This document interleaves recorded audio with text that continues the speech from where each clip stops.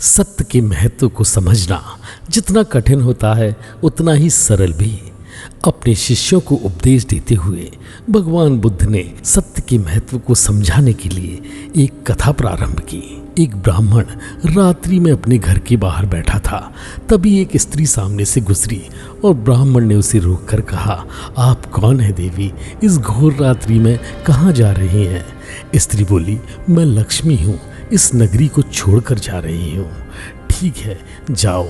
कुछ देर बाद एक अन्य स्त्री के निकलने पर उससे वही प्रश्न किया, जिसके बाद उत्तर में वह बोली, मैं कीर्ति हूँ और यहाँ से जा रही हूँ। ब्राह्मण ने कहा, शौक से जाओ। इसके बाद उसने एक पुरुष को आते हुए देखा तो उठकर उससे मार्ग में वही बात पूछी। पुरुष बोला, मैं सत्य हूँ और इस नगर को छोड़कर जा रहा हूँ। यह सुनकर ब्राह्मण चिंतित हो उठा, लपक कर सत्य के चरण में गिर पड़ा और गिड़गिड़ा कर कहने लगा, नहीं भगवान, आप यहाँ से ना जाएं। आपके जाने के बाद तो यहाँ कुछ भी नहीं बचेगा। मैं आपको यहाँ से नहीं जाने दूंगा, भले ही मेरे प्राण ही क्यों ना निकल जाए।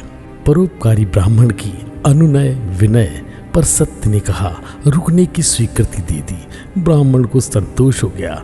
कुछ ही क्षणों में लक्ष्मी और कीर्ति को वापस आते देखकर वह मुस्कुराया और बोला, आप दोनों तो चली गई थी, अब क्या हुआ? यह सुनकर दोनों बोली, हे ब्राह्मण देव, जहाँ पर सत्य है वहाँ से हम नहीं जा सकते, अब हमें यहीं रहना होगा। भगवान बुद्ध पुनः बोले, श्रेष्ठतम जीवन का आधार सत्य है। सत्य के बल पर ईश्वर है। सत्य में ईश्वर शक्तियाँ वास करती हैं।